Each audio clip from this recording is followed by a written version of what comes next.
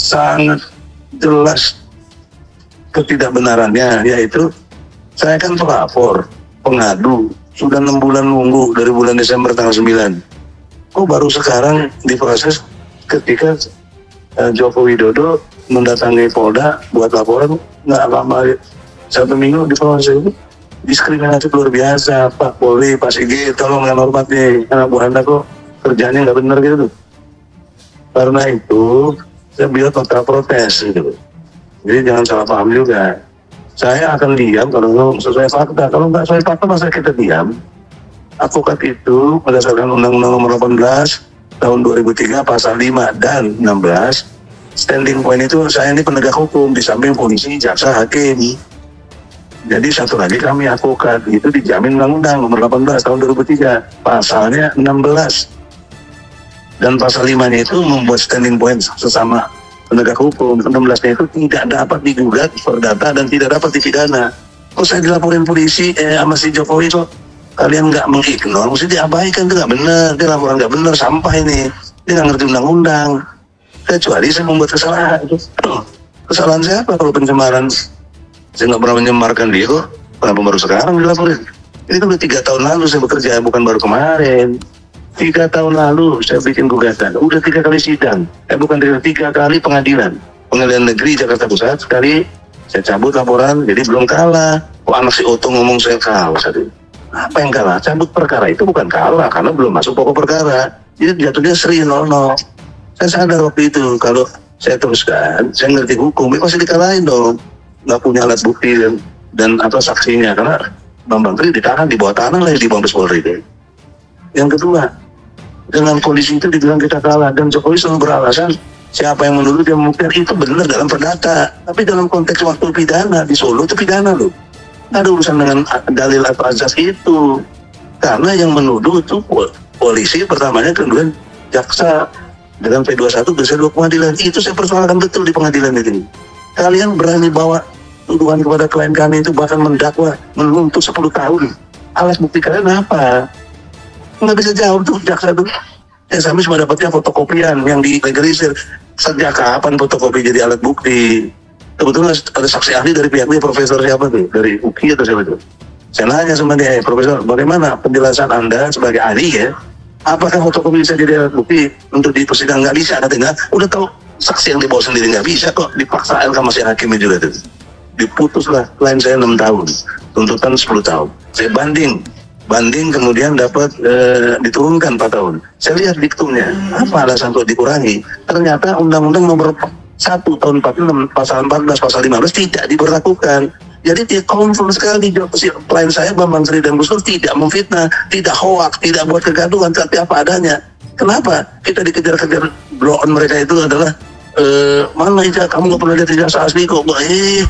Saya dalam konteks ini bukan lagi saya menuduh atau orang saya ditangkap klien saya yang saya cabut gugatan yang perdatanya, saya ikutin fokus yang di Solo, Surakarta, 6 bulan sidang tiap hari, bukan tiap hari, tiap minggu. Nah, jadi di situ terbukti tidak ada ijazah SD, SMP, SMA itu tidak ada.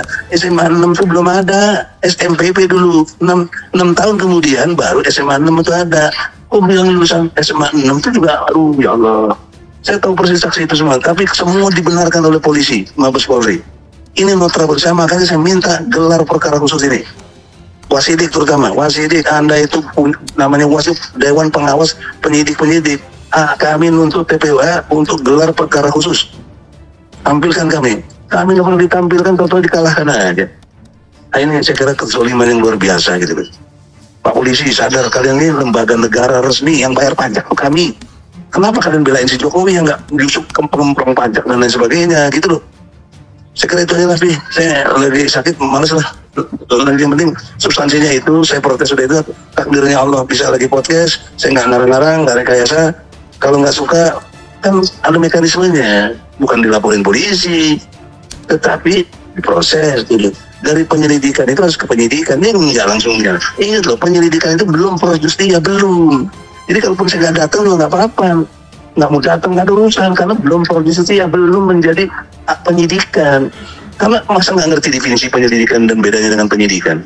Penyelidikan itu upaya serangkaian dari para penyidik untuk membuat terang benderang apakah ini tindak pidana atau bukan. Sampai situ. Baru kalau udah terang, masuk penyidikan. Tindak upaya dari serangkaian upaya penyidik untuk menentukan siapa tersangkanya. Begitu. Kok belum apa-apa kita jadi dibalikin kita yang salah. Buzzer-buzzernya juga tuh kurang ajar tuh. Dialog-dialog yang nggak berkualitas tapi merasa benar. Masya Allah. Lawan saya nih, dalam konteks argumentasi ya. Bukan konteks berantem atau apa, itu norak betul. Kalau nggak suka itu bukan mekanisme lapor polisi. Kalian buat podcast lagi kek. Kalian buat keterangan sendiri kek. Ini yang benar. Ini salah. Itu masih dibenarkan dalam teori komunikasi. Kok lapor polisi? Dan polisi yang terima lagi, heran sih. Terus saya dituduh-tuduh lagi terima uang lah apa. Masya Allah. Saya ini bukan orang kaya, tapi tidak miskin gitu loh. Saya bisa aja berobat ke luar negeri kok, nggak dibantu sama siapa. Jadi janganlah fitnah orang, sakit itu fitnah itu lebih kejam dari pembunuhan. Oleh karena itu, saya hanya bisa berdoa, saya ada punya nilai 2, satu lagi fisabilillah, yang kedua saya dizolimi, ya, lagi sakit, doanya insya Allah makbul. Saya berdoa dengan serius, Jokowi segera ditangkap, insya Allah, amin. Dan diperiksa semuanya, pendukung-pendukungnya ikut diperiksa, karena kena pasal 55, turut serta. Saya kira gitu, Bung Refli. Terima kasih. Assalamualaikum warahmatullahi wabarakatuh. Waalaikumsalam warahmatullahi wabarakatuh, Bang Egy. Mudah-mudahan segera sembuh ya. Amin. Salam teman-teman ya. Iya, waalaikumsalam. Oke, mari. Ya, saudara sekalian, secara tidak sengaja, rupanya yang telepon bukan Dr. Taufik, tapi Bang Egy Sujana. Tapi saya kira rekan-rekan sekalian ya, menunggu apa yang ingin disampaikan Egy Sujana. Itulah yang disampaikan Egy Sujana. Ya, jadi make it clear. Ini dalam proses penyelidikan, datang dan tidak datang itu tidak jadi masalah sesungguhnya.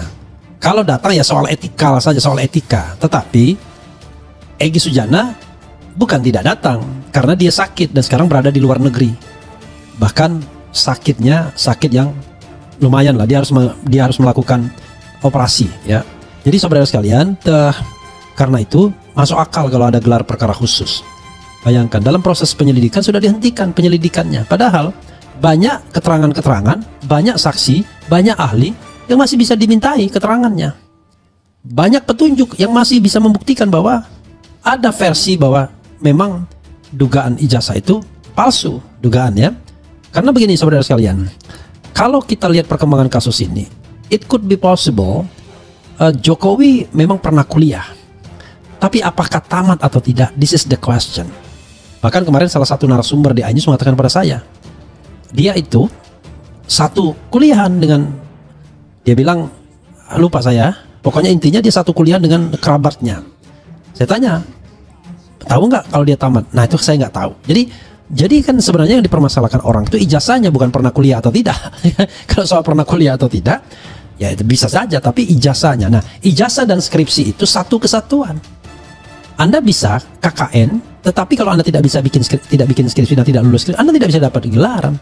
Jadi skripsi dan ijazah itu adalah two side in one coin. Begitu ya saudara sekalian. Sayang Bang Egy lagi sakit sehingga dia tidak bisa membela diri. Apalagi perkataan dari lawyer dari Jokowi yang menurut saya kalau didengar Bang Egy agak menyakitkan juga.